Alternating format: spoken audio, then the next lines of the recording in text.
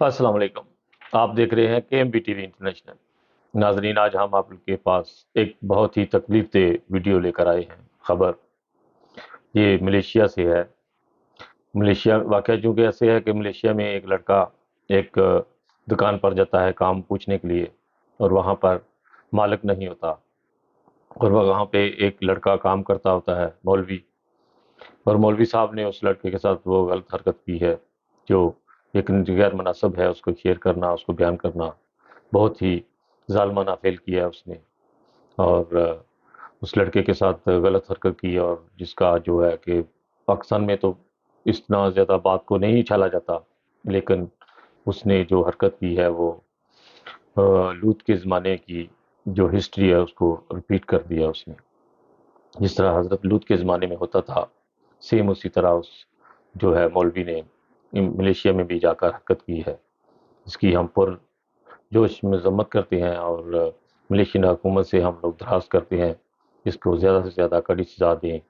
उसके ऊपर 377 जो है वो लगी है।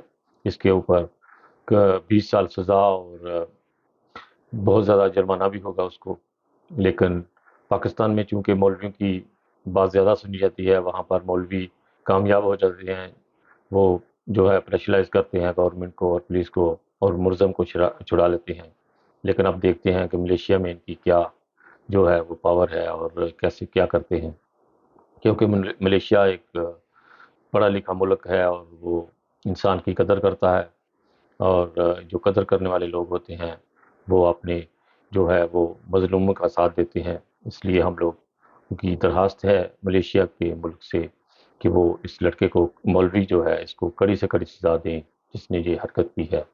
ये मौलवी भी कहना इसको बहुत बड़ा जुर्म है, क्योंकि ये लोग दीन के ऊपर तबलीग करते हैं और फिर इस तरह की हरकतें करते हैं मदरसों में। और जो है वो, यानी कि वो लड़का काम पूछने गया और इसने उसके साथ जो है वो गलत हरकत की है। और वो इस तरह के ज़ालिम लोग जो होते हैं, इस तरह के जो ज़ालिमी हरकतें हैं, उनके ऊपर पुरजोश मज़म्मत करनी चाहिए। और जो भी लोग मेरी वीडियो को सुने, इसको ज़्यादा से ज़्यादा शेयर करें कि ये मौलवी साहब जो हैं, मलेशिया में जाकर भी उन्होंने जो है वो बदफेली की है, और जिसकी सज़ा अब उनको भुगतनी पड़ेगी।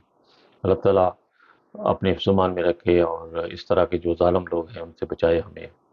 इंसानियत ज़िंदाबाद। ओके जी, खुदा हाफ़िज़।